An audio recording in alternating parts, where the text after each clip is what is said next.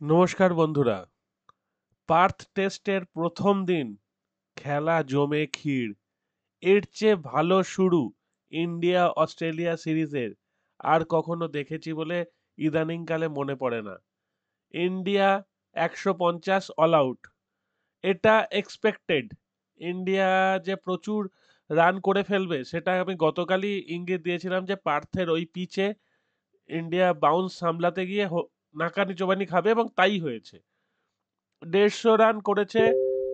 অসাধারণ ব্যাটিং দেখলাম রেড্ডির থেকে, এবং যারা পারেনি তাদেরও যে বলগুলো ছিল, বিরাট কোহলির বলটা, সেটা দেখেছেন যারা, বুঝতেই পেরেছেন ওই বলে ওরকমই হওয়ার কথা।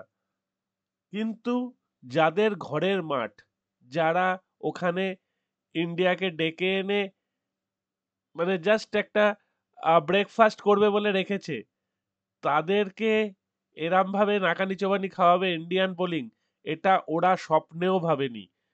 ইন্ডিয়া ১৫০, অস্ট্রেলিয়া ৬৭, এখন অস্ট্রেলিয়ার টার্গেট, যদি তারা ১০০ করতে পারে, বলা যায় না এখান থেকে অ্যালেক্স ক্যারি হয়তো একটা বিধ্বংসী ইনিংস খেললো, মিচেল স্টার্ক খেললো, খেলে হয়তো খেলাটা দাঁড় করিয়ে দিল, হতে পারে, অসম্ভব কিছু নয়।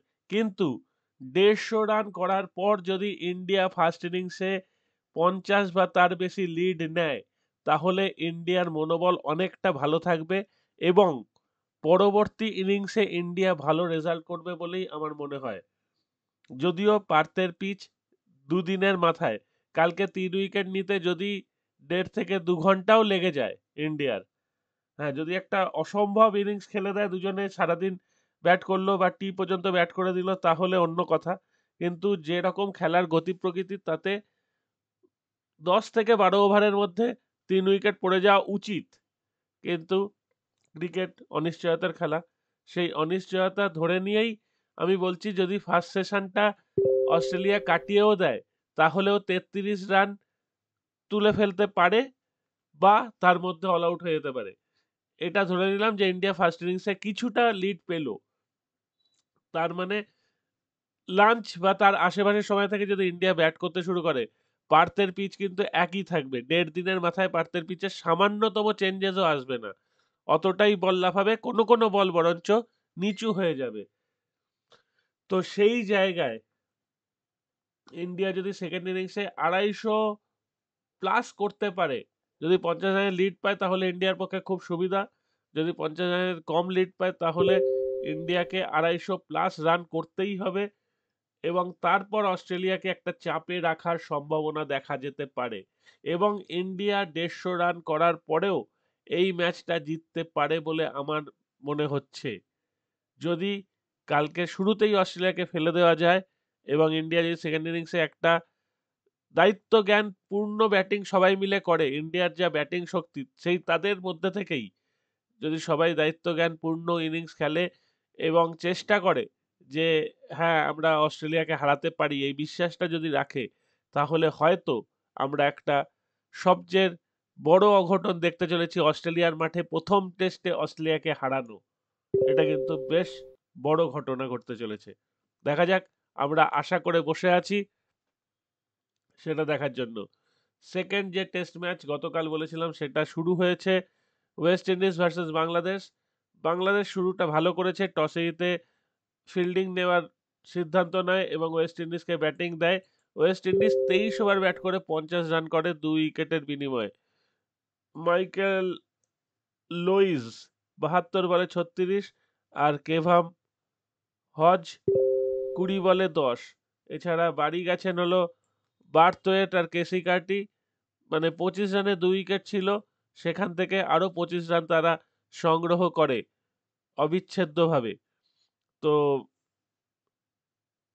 ওয়েস্ট ইন্ডিজের রকম সকম দেখে যা মনে হচ্ছে, ওয়েস্ট ইন্ডিজ মারকাটারি ইনিংস তো খেলতেই পারে, সেটা নিয়ে কোনো মানে কারুর কোনো সন্দেহ নেই।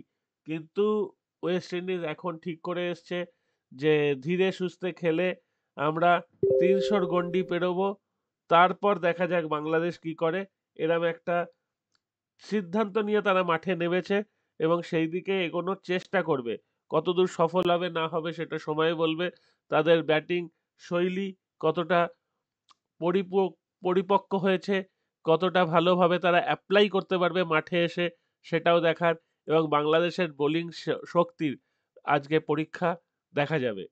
তো যদি ওয়েস্ট ইন্ডিজ 300 রান করে তাহলে ওয়েস্ট ইন্ডিজের পক্ষে একটা ভালো সুযোগ, আর ওয়েস্ট ইন্ডিজ যদি 200-র কমে অল আউট হয়ে যায় তাহলে বাংলাদেশের পক্ষে ভালো সুযোগ।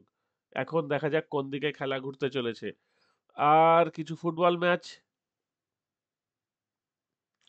রয়েছে। আজ থেকে লিগ শুরু হচ্ছে। প্রথমেই মানে বুন্দেসলিগার খেলা, বায়ার্ন মিউনিখ অক্সবার্গ, বায়ার্ন মিউনিখ ধরে নিলাম, লেভারকুসেন ধরে নিলাম, ডর্টমুন্ড, মানে এগুলো সবকটাই কিন্তু উইন অর ড্র ধরছি, ভালো করে দেখবেন। 1x ধরছি, ঠিক আছে। এটাই লিপজিগ ধরছি 2x, ঠিক আছে। স্টুটগার্ট উলসবার্গ,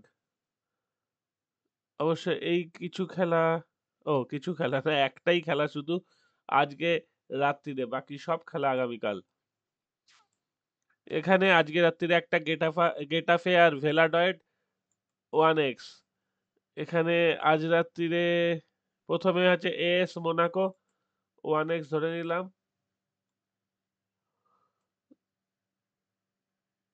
তারপর আছে পিএসজি টলুজে, পিএসজি কেই ধরলাম।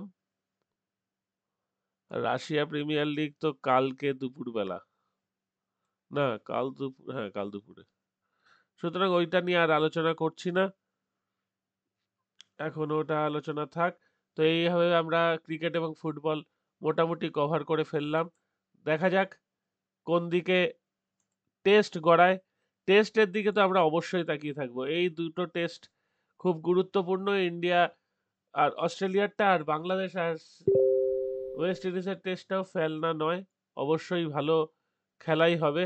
আর WBBL এ 7 ওভার খেলা হয়েছে বৃষ্টি বিঘ্নিত ম্যাচে, সেখানে কিছু প্রেডিকশন মেলানো শক্ত। 7 ওভারের ম্যাচ, প্রেডিকশন সত্যি মেলানো শক্ত হয়।